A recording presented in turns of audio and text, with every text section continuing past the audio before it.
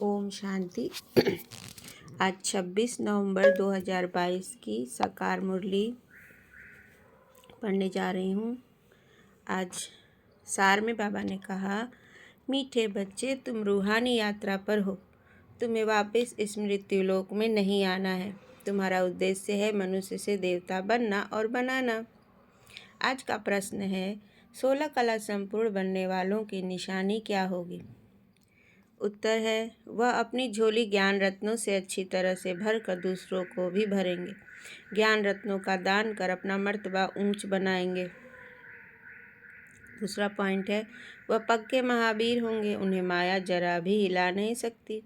वह अखंड अचल शुरू से अंत तक चलते रहेंगे।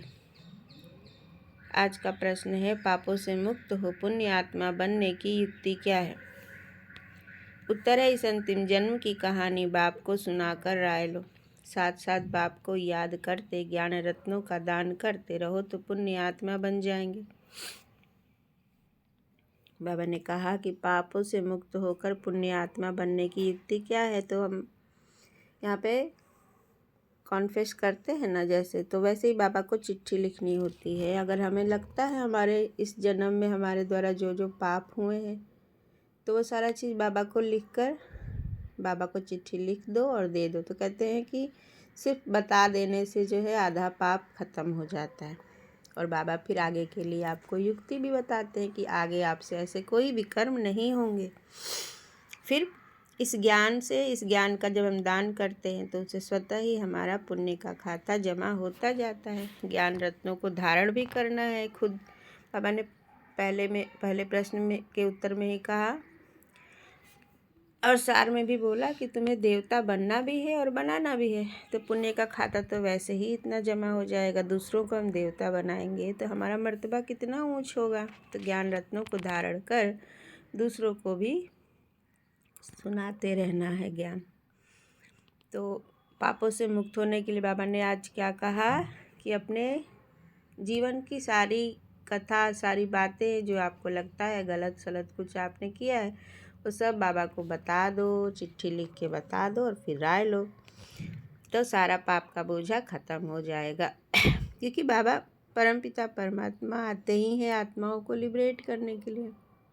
वो हमें इस पाप के बोझे से, गिल्ट से, जो भी कर्म हमारे द्वारा हुआ है उससे वो हमें लिबरेट करते हैं। उनके लिए ही आसान है। तो उनको बताने से ही क्या हो जाता है, सब कुछ माफ़ हो जाता है। गीते भोलेनाथ से निराला कोई और नहीं। इस बिगड़ी दुनिया को बनाने वाला कोई और नहीं। ओम शांति। बाबा ने ओम का अर्थ समझाया है। बाप भी कहते हैं ओम शांति, ओम शांति। आत्मा का अपना स्वरूप व लक्ष्य शांति है। आत्मा का धर्म शांत है। बाबा भी अपना परिचय देते हैं। जैसे परमपिता परमात्मा का परिचय वैसे आत्माओं का। मनुष्य ओम का अर्थ कितना लंबा करते हैं। ओम अर्थात भगवान भी कह देते हैं। भोलानाथ की ही महिमा है। भोलानाथ की भी महिमा है। भोलानाथ शंकर को नहीं कहेंगे क्योंकि शंकर आदि मध्य अंत का राज नहीं समझाते। मैंने मेरे YouTube चैनल पे एक क्लास भी पोस्ट किया है जिसमें शंकर कौन है और शिव, निराकार शिव अलग है, शंकर अलग है। और शंकर है कौन? जो अर्धनारीश्वर के रूप में हम जिनकी पूजा करते हैं, जिनकी फ़ोटो में देखते हैं। और शंकर की हम देखते हैं कि शंकर भी बैठ के ध्यान लगाते हैं। तो अगर वो परमात्मा होते तो वो किसका ध्यान लगाते हैं? और शंकर के आगे शिवलिंग रखा हुआ रहता है, दिखाता है चित्रों में, तो वो शिवलिंग शंकर नहीं हो सकते। शिव अलग है। शिवलिंग जो है वो निराकार परमात्मा, जो सबके परमात्मा है। सभी धर्मों में अलग अलग नाम से जानते हैं, लेकिन वो है एक, पूरे ब्रह्मांड का मालिक।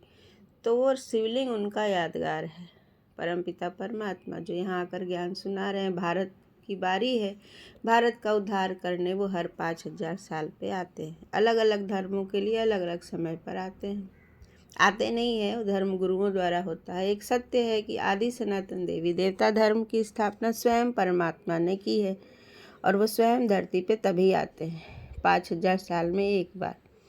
पूरे विश्व का परिवर्तन का समय रहता है जब कलयुग खत्म हो जाता है, विनाश हो जाता है पूरी पृथ्वी पे, और फिर सतयुग शुरू हो जाता है।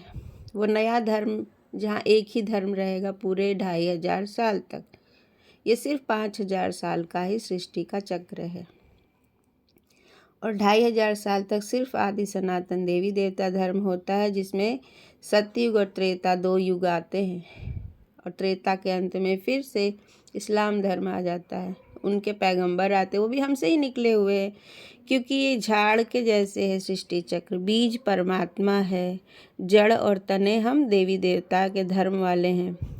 आदि सनातन देवी देवता धर्म में जो सतयुग त्रेता में आत्माएं आती हैं वो जड़ और तना हो गई, तो हमसे ही तो शाखा निकलेगी अन्य धर्मों की, यानी हम में से ही कोई एक आत्मा हमारे ही वंशज होंगे, तो वो अन्य धर्मों के स्थापना शुरू कर देते हैं। निकल के पैगंबर आते हैं तो 2500 साल बाद इस्लाम धर्म शुरू हो जाता है। फिर उसके कुछ सालों बाद बौद्ध धर्म आता है, भगवान बुद्ध द्वारा स्थापित किया जाता है। और फिर उसके बाद क्रिश्चियन धर्म। मेन ये 4 धर्म हैं और बाकी जो है अलग अलग जैन में ये सब शाखाएं निकली। जैसे एक वृक्ष होता है ना, टालियाँ और शाखाएं, तो सब किसके वंशज हुए? सब आदि सनातन देवी देवता धर्म के ही वंशज हुए। और आदि सनातन देवी देवता धर्म से ऊपर कौन है? हमारे परम पिता परमात्मा।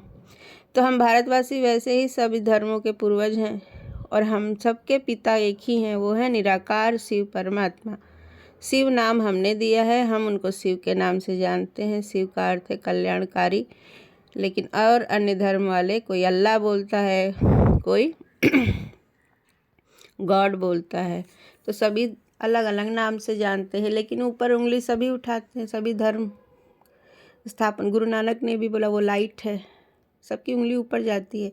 और जो शिवलिंग का आकार है ठीक वैसा ही मक्का मदीना में भी रखा हुआ है। जापानी लोग भी वैसे ही एक पिंड लेके ध्यान लगाते हैं, योग करते हैं। तो ये जो एनर्जी, जो आत्मा में जो शक्ति मनुष्यों को प्राप्त होती है, जो संस्कार प्राप्त होता है, जो अलग अलग 4 वर्ण हैं, अलग अलग धर्म हैं, ये बनाने वाला कौन है? एक ही है, वो परमपिता परमात्मा। सभी बोलते हैं ना कि भाई भगवान तो एक ही है। और देवी देवता अलग अलग हो सकते हैं, सबके पूर्वज हैं, जो हमारे जिनके जो पूर्वज हैं जिन्होंने धर्म स्थापन किया है वो उनके देवी देवता हो गए। जो क्राइस्ट को लोग भगवान मानते हैं ना, क्योंकि क्राइस्ट उनके धर्म की स्थापना करते हैं, क्रिश्चियन धर्म की। लेकिन क्राइस्ट भगवान तो नहीं है। क्राइस्ट ने खुद कहा है मैं भगवान का बच्चा हूँ, ऊपर से वो आत्मा भी आती है। तो ईश्वर, गॉड, परमपिता परमात्मा, अल्लाह, वो तो एक ही है और वो निराकार है। निराकार ज्योतिर्बिंदु है, वो कभी शरीर में नहीं आते, मतलब वो जन्म नहीं लेते हैं। और भारत में बस थोड़ी सी कन्फ्यूजन है कि शंकर को ही वही मान लिया है कि शंकर शिव है और वो जन्म मरण में नहीं आते, जो कि शंकर को एक देहधारी दिखाते हैं, अर्धनारीश्वर भी दिखाते हैं। उसका रहस्य मैंने अपने यूट्यूब चैनल में पोस्ट कर रखा है। किसी को पूरा समझना है शिव और शंकर में क्या अंतर है तो देख सकते हैं मेरे यूट्यूब चैनल पे जाके, शिव और शंकर में अंतर, ये हेडिंग है। तो बाबा ने कहा ओम अर्थात भगवान भी कह देते हैं। भोलानाथ की भी महिमा है।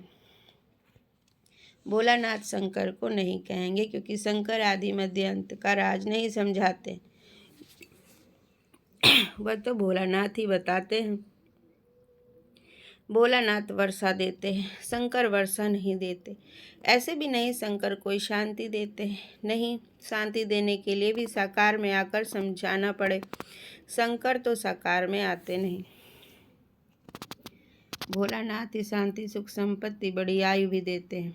हर चीज़ अविनाशी देते हैं क्योंकि अविनाशी बाप है। वर्षा भी अविनाशी देते हैं। ड्रामा को भी अविनाशी कहा जाता है। हद के ड्रामा व नाटक तो अभी बने हैं। यह तो अनादि ड्रामा है, यह बेहद का नाटक है। स्थूल नाटक मनुष्यों के होते हैं, वह रिपीट होते हैं। जैसे कंस वध का खेल बनाया है, फिर वही खेल दिखाएंगे। यह बेहद का ड्रामा सत्ययुग से शुरू होता है, कलयुग अंत तक खलास हो, फिर रिपीट होता है। वर्ल्ड रिपीट कहा जाता है। कौन सी वर्ल्ड? बरोबर सतयुगी वर्ल्ड जो भी थी अब वह रिपीट होनी है। आधा कल्प के बाद पुरानी वर्ल्ड की हिस्ट्री ज्योग्राफी रिपीट होती है। नई को दिन, पुरानी को रात कहा जाता है। यह सब बातें बाप समझाते हैं। वह ज्ञान सागर, शुरू से लेकर अंत तक ज्ञान लेना है, पढ़ना है। वह पढ़ाई 15-20 वर्ष चलती है। यह बड़ा भारी इम्तिहान है। इनका उद्देश्य है मनुष्य से देवता बनना। जो भी सिर पर पाप है उनको जलाना है। इसके लिए बाबा ने रूहानी यात्रा सिखलाई है। जो योग लगाते हैं उसमें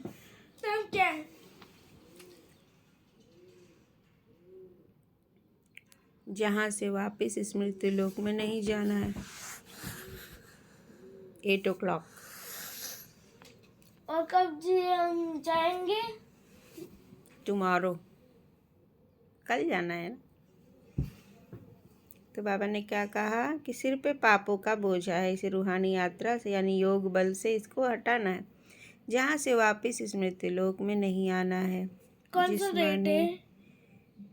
आज 26 है। जिस्मानी यात्रा तो जन्म जन्मांतर बहुत की। तुम बच्चों ने आदि को भी जाना है, मध्य को भी जाना है। मध्य में कितनी बड़ी बड़ी बातें होती हैं। रावण राज्य शुरू होता है, भक्ति मार्ग शुरू होता है, मनुष्य भ्रष्टाचारी बनने शुरू होते हैं। संपूर्ण भ्रष्टाचारी बनने में आधा कल्प लगता है। माया का राज्य द्वापर से शुरू होता है। तो भक्ति और रावण राज्य दोनों नाम गिरने के ही हैं। भक्ति के बाद भगवान मिलेगा। बाप कहते हैं तुम सबसे जास्ती भक्ति करते हो, फिर ज्ञान भी तुम ही लेते हो। ज्ञान और भक्ति के संगम पर तुमको वैराग्य चाहिए। तुम संन्यास करते हो 5 विकारों का। उनको सिखलाने वाला शंकराचार्य है, उनका है हठ योग। अनेक प्रकार के योग सीखते हैं।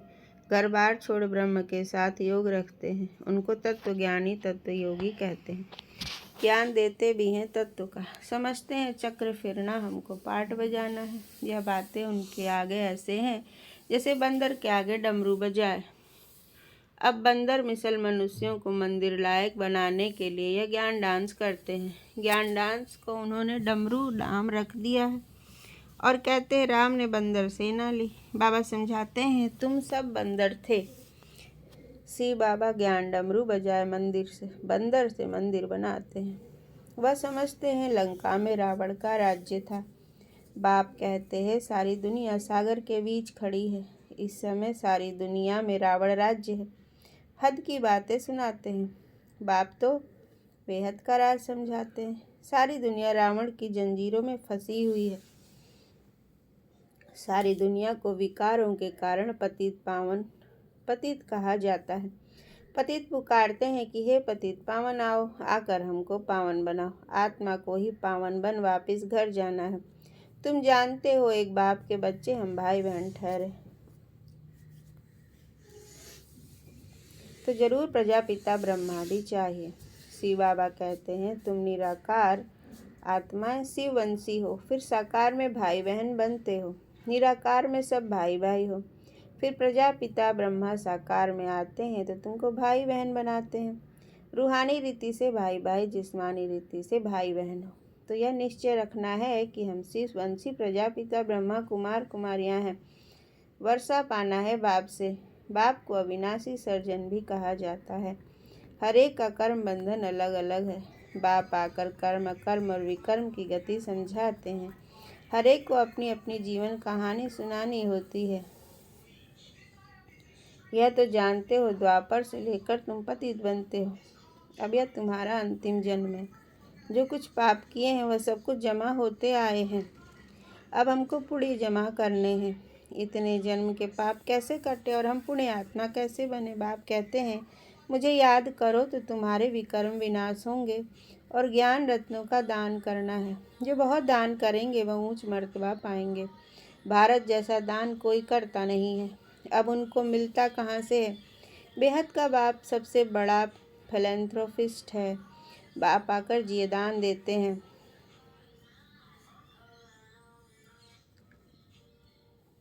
झोली भरकर तृप्त कर देते हैं। अपनी झोली कम व जास्ती भरना यह तो बच्चों के ऊपर है। नंबरवार झोली भरते हैं। कितने ब्राह्मण ब्राह्मणियाँ हैं, कितने सेंटर्स हैं, वृद्धि को पाते जाएंगे। शिव बाबा का सिजरा है अविनाशी, या फिर साकार सिजरा बनता है। ड्रामा अनुसार शूद्र से ब्राह्मण बनना ही है। तुम नहीं बनो, यह नहीं हो सकता। ड्रामानुसार इतने बनने हैं जितने ड्रामानुसार बने थे। वही सतयुग के देवता बनते हैं। झाड़ वृद्धि को पाता रहता है। कितने झड़ भी जाते हैं, कोई तो ऐसे पक्के महामीर बनते हैं जो माया उनको हिला न सके।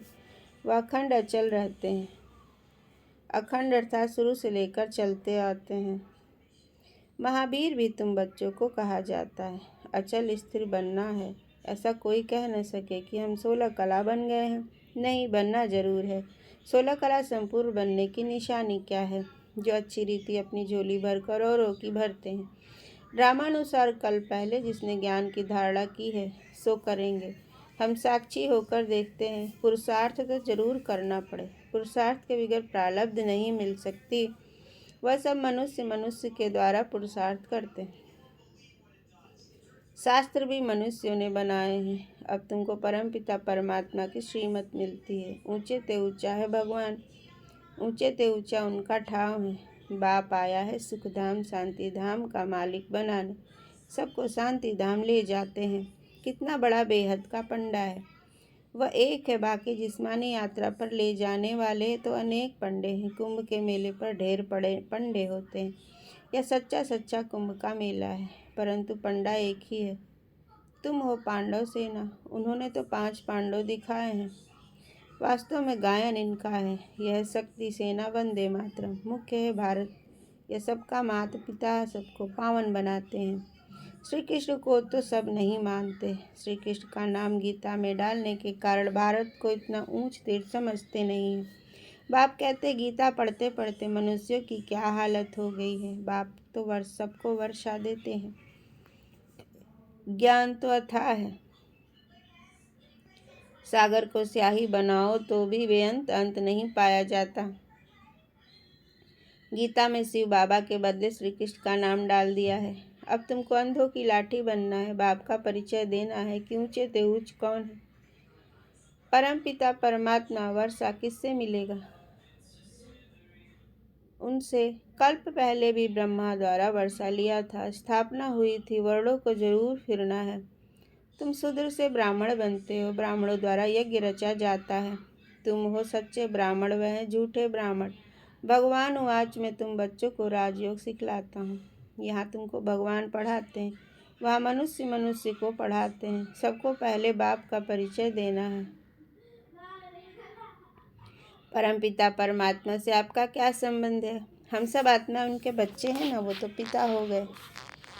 तो आत्मिक रूहानी सिजरा ऐसा है कि एक पिता है और सब आत्माएं उनके बच्चे हैं। तो आत्मिक दृष्टि से हर कोई क्या हुआ? आत्मा भाई भाई हो गया। और यही दृष्टि रखने से हम सच में संपूर्ण और बहुत शांति की महसूसता करते। कितना भी समझाओ फिर भी कह देते हैं परमात्मा सर्वव्यापी है। देखा तो अंडे उबल रहे थे। अरे भाई, पत्थर बुद्धि जब पास गए तो देखा कि गंजे उछल रहे। अरे हम संबंध पूछते हैं। सर्वव्यापी का संबंध होता है क्या? प्रदर्शनी करते जाओ तो वृद्धि होती जाएगी। मतलब इस दृष्टि से परमात्मा हम सबके पिता हैं, हम सब बच्चे हैं। तो पिता हर जगह तो नहीं रहता। कण कण में पिता थोड़ी ना वास करता है। इसलिए भगवान सर्वव्यापी नहीं है। वो हमारे पिता हैं, परम धाम निवासी हैं। वो अपना कर्तव्य करते हैं, समय पर आकर यहाँ सृष्टि को परिवर्तित करते हैं। हम आत्माओं को भी परिवर्तित करते हैं। तो वो कण कण में थोड़ी हैं, नाली में कुच्चे में सब जगह परमात्मा थोड़ी बैठे हैं। यहाँ जघन्य से जघन्य अपराधी हैं, मर्डरर हैं, अपवित्र आत्मा है। तो क्या उनके अंदर परमात्मा बैठे हुए हैं? सच नहीं है ना ये। बाबा ने कहा कि प्रदर्शनी करते जाओ तो वृद्धि होती जाएगी। तुमको बहुत वोट्स मिलती जाएंगी। बाबा लिखते रहते हैं धर्म के नेताओं आदि को निमंत्रण देना है, फिर पहरा भी पूरा रखना है। अगर तुमने यह 2-3 बातें सिद्ध कर दी तो उनका सबका धंधा ही ठंडा हो जाएगा। बच्चों को सर्विस जोर शोर से बढ़ानी है। बहुत समझते भी हैं, परंतु बाहर निकले और खलास। सृष्टि चक्र को समझ ले वह मुश्किल है। ऐसे ऐसे जो सही कर जाते हैं उनको फिर चिट्ठी लिखनी चाहिए कि तुम फॉर्म भरकर फिर सो गए क्यों। मेहनत चाहिए, परंतु ड्रामा अनुसार जो बच्चों ने मेहनत की है वह ठीक है। ड्रामा में जो था सो रिपीट हुआ। जितनी सर्विस बढ़नी थी, जितने ब्राह्मण बनने थे उतने बने।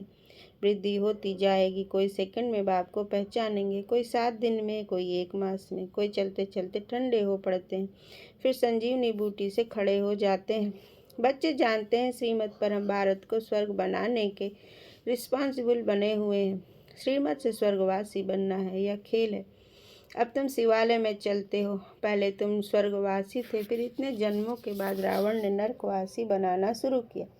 अब पूरे नरकवासी कंगाल बन गए हैं। बाबा कहते हैं तुम बच्चे सुदर्शन चक्रधारी बनते हो, रावण का सिर काटते हो, रावण दुश्मन पर जीत पाते हो। रावण फॉरेनर है, हमारा राम राज्य था, अब सारी दुनिया ने रावण से हराया है। यह अशोक वाटिका है, सतयुग अशोक वाटिका है। यहाँ अशोका होटल नाम रखा है, जैसे सन्यासियों ने शिव नाम रखा है। शिव और विष्णु की माला मशहूर है, ब्राह्मणों की माला बन न सके। यह है रुद्रमाला, विष्णु की माला प्रवृत्ति मार्ग की है। मनुष्य कहेंगे इन जैसा पावन बनाओ। एम ऑब्जेक्ट सामने खड़ा है, तुम श्याम से सुंदर बन रहे हो, पुरानी दुनिया को लात मारते हो। श्री कृष्ण की आत्मा गोरी थी, इसलिए स्वर्ग का गोला उनके हाथ में दे दिया है। कृष्ण नारायण शिव सबको काला बना दिया है। जो शिव परमात्मा सर्व का रचयिता है उसे भी जानते नहीं। अच्छा मीठे मीठे सिखिलदे बच्चों प्रति माता पिता बाप दादा का याद प्यार और गुड मॉर्निंग। रूहानी बाप के रूहानी बच्चों को नमस्ते। धारणा के लिए मुख्य सार। बाप समान मनुष्य आत्माओं को ये दान देना है, देहत के बाप से दान लेकर दूसरों को देना है, महादानी जरूर बनना है, स्वदर्शन चक्रधारी बन रावण का सिर काटना है, बेहद का वैरागी बन विकारों का संन्यास करना है। आज का वरदान है संगम युग पर सदा प्रत्यक्ष व ताजा फल खाने वाले शक्तिशाली व तंदुरुस्त भव। संगम युग की ही विशेषता है जो एक की पदम गुना प्राप्ति होती है और प्रत्यक्ष फल भी मिलता है। अभी अभी सेवा की और अभी अभी खुशी रूपी फल मिला। तो जो प्रत्यक्ष अर्थात ताज़ा फ्रूट खाने वाले हैं वह शक्तिशाली व तंदुरुस्त होते हैं। कोई कमजोरी उनके पास आ नहीं सकती। कमजोरी तब आती है जब अलबेले होकर कुंभकर्ण की नींद में सो जाते हो। अलर्ट रहो तो सर्व शक्तियाँ साथ रहेंगी और सदा तंदुरुस्त रहेंगे। आज का स्लोगन है फॉलो एक ब्रह्मा बाप को करो, बाकी सबसे गुण ग्रहण करो। ओम शांति।